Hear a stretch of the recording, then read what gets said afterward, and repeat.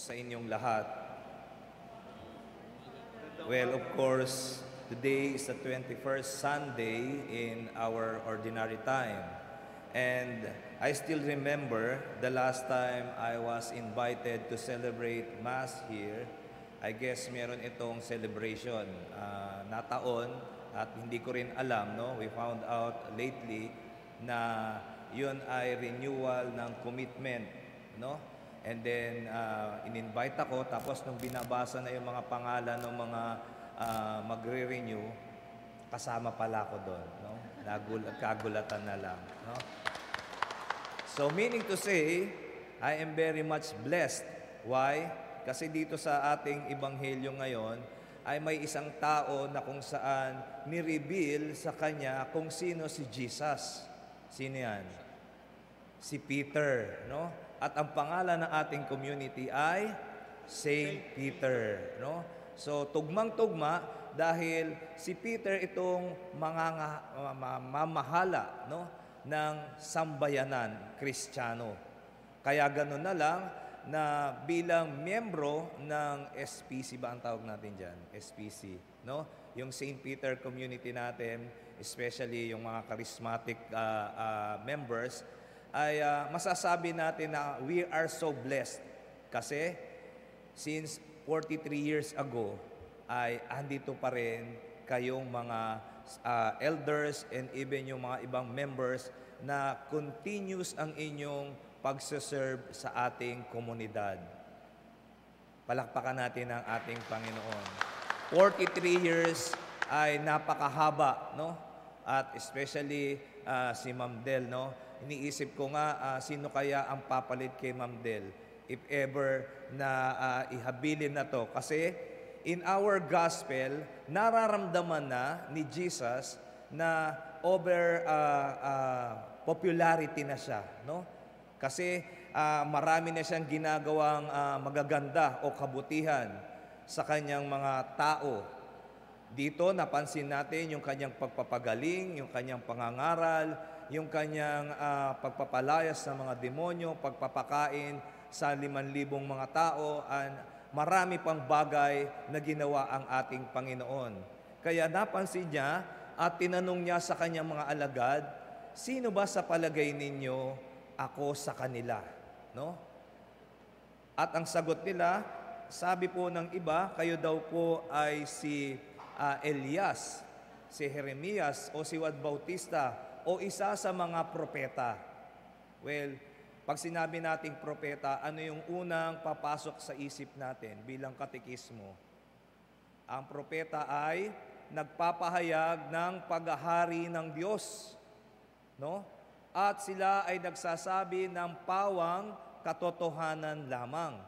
Kaya ganun na lang si Jesus sa kanyang pangangaral, lagi niyang sinasabi kung ano ang katotohanan. Kaya inihilintulad siya ng mga tao sa mga katulad ng propeta. But in this case, sinabi ni Jesus, sino naman ako sa palagay ninyo? At isa ang nangahas na sumagot, ito nga ay si Pedro. No? Sinabi ni Pedro, kayo po ang Kristo. No? Kayo po ang Kristo. At dito, makikita natin na yung pagiging Kristo ay pagiging anak ng Diyos na buhay. Kristo, what is Christ means? Ano ba sa palagay nyo o ang kahulugan ng Kristo? Christ means, o yung Christus, sa salitang Griego, ito ay, ayan, mag-iikot tayo. 43 years, no? So, Kristo, Christ. Ano ba ang kahulugan ng Christ? Ito si Ate Ming, alam na alam niya yan. Ano ba ang Kristo tinuturo ni Brother Ernie? Alam na alam niya yan sa theology. Ano yung Kristo, yung Christ? Tagapagligtas. Tagapagligtas. Si Ate Arlene kaya. Copy-paste. Copy-paste. Sa Greek word, no, yung Kristo, ang ibig sabihin niyan ay the Anointed One. Ayan, no? So, the Anointed One. Sa Hebrew, tinawag naman itong ano? Ha? Meron ako na... Mesias. Yan, no? Mesias, the chosen one, the anointed one. Ibig sabihin, sino yan? Si Jesus. Meron pa bang iba? Meron pa bang iba? Wala na, no? Si Jesus lang. Kaya meaning, siya yung pinili. At sa pagpili sa Kanya, ay nakita ng mga tao na totoo na siya nga ang tagapagligtas. The anointed one, the chosen one. Now, balikan natin yung tanong na yon, no? Sino daw si Kristo o sino tong si Jesus? Sabi nung iba, apelyido ni Jesus yan, Christ. No, Jesus Christ. No? Hindi, no? So siya yung pinili at sa pagpili sa Kanya, meron siyang mga mahalagang gampanin at nagampanan niya ito sa atin. Ngayon, uulitin natin yung tanong, sino naman ngayon sa'yo? Sa karanasan mo, si Kristo. Ayan, si Ate Gigi. My Redeemer. Your Redeemer. Sabi niya kanina, Savior. Sino pa? Si Kuya Erwin. Ha? Healer. Very good. Ha? My Deliverer. Ano pa? Kay Ma'am Tel kaya? Who is Jesus? The Provider. No? My Salvation. Yan yung mga tinatawag natin na divine character o yung attributes natin kay Jesus. Given na yan. No? Kahit saan kayo pumunta, yan na yung mga sasabihin. But the question now is, ano yung personal experience mo kay Jesus? No? Ano ba yung encounter mo kay Jesus? Paano mo ba siya na-discover? No? Kaya ngayon nananatili ka for 43 years, nandito ka sa Peter because you very well know Jesus.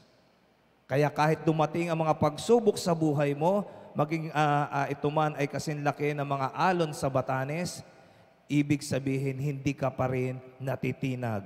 Di ba? Kanta natin yan sa charismatic, no? Hindi tayo magigiba, no? Hindi tayo matitinag.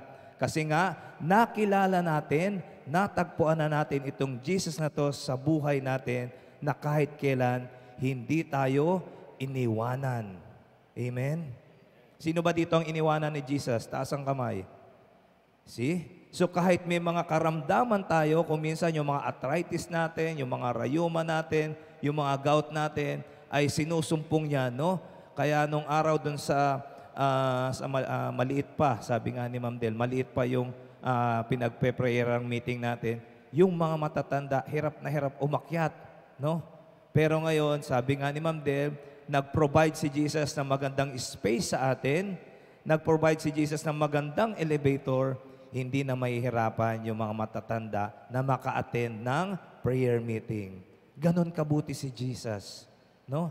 Ipoprovide niya kung ano yung mga pangangailangan natin. At sa punto na sinasabi dito sa ating ebanghelyo, ay merong katangi-tangi na mai-encounter o na-encounter na niya sa ibang mga tao, especially yung mga shallow faithful o yung mga non-believers, no? Lagi nilang sinasabi with regards on sacrament of reconciliation. Ano yung lagi nilang sinasabi? Naku, bakit tayo mangumpisal sa pare? Tao rin yan, makasalanan din yan. Sino naka-encounter na yan? Meron kayong ganyan? Ano? Madalas, no? Magkukumpisal na lang ako directly kay Lord. No? Tama ba yon? Mali? Mali, no? Kasi sinasabi ngayon sa atin, nung ating ebanghelyo, na yung mga successors ni Peter, that we all know that Peter is our first pope, at kami yung mga successors, no? At sa amin, kung ano yung inahabilin kay Peter, yun din yung gampanin namin.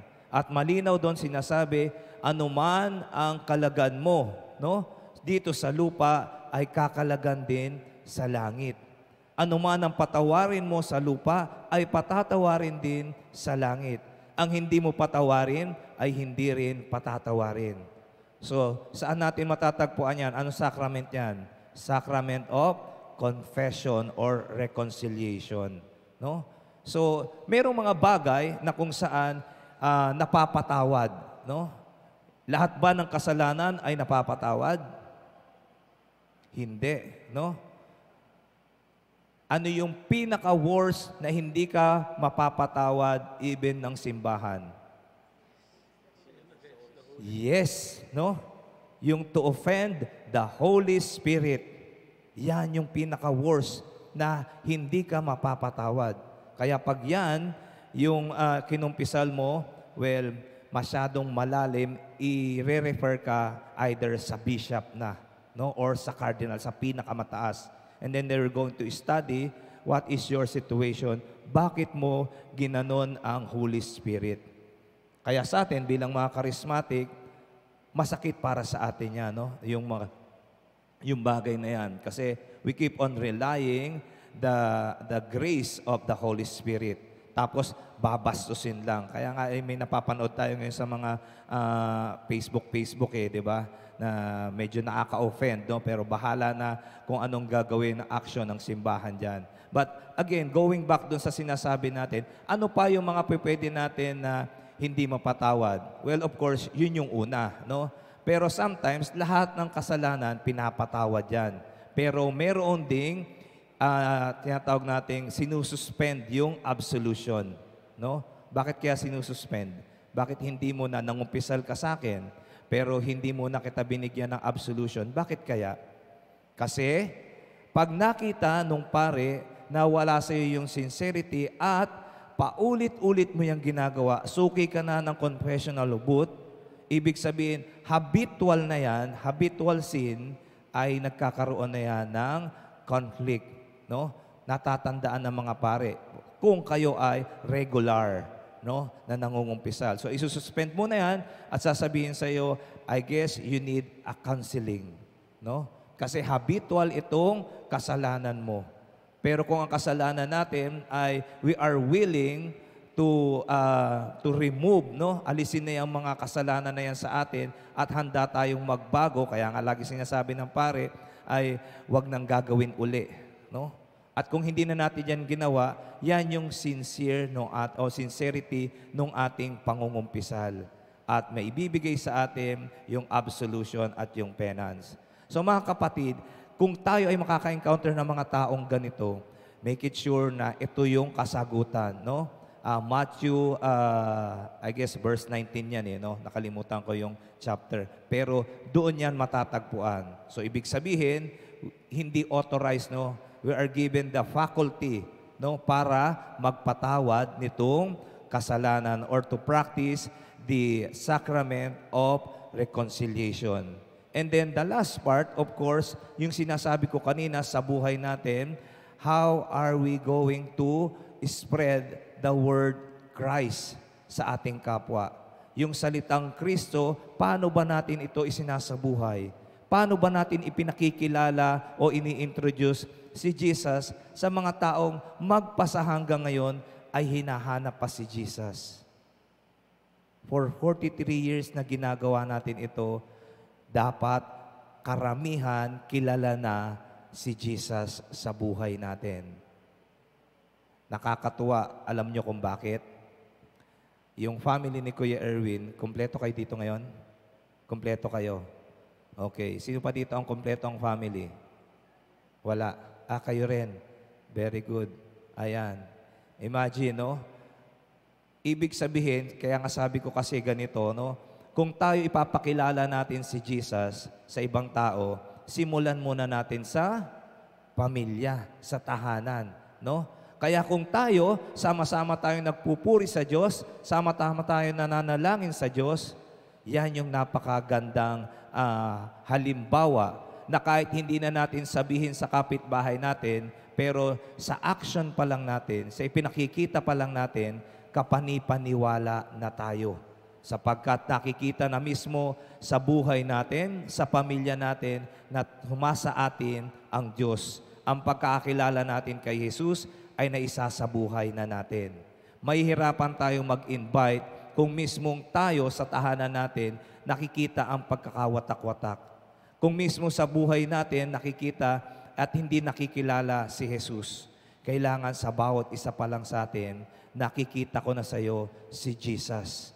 Para pag dumating na i-invite mo ko sa ganitong gawain, sasama ako sa iyo. Pero kung sa'yo pa lang magsisimula na hindi ka kinakikitaan sa katauhan ni Jesus, mahihirapan tayong magpalaganap ng ating mithiin o yung ating misyon.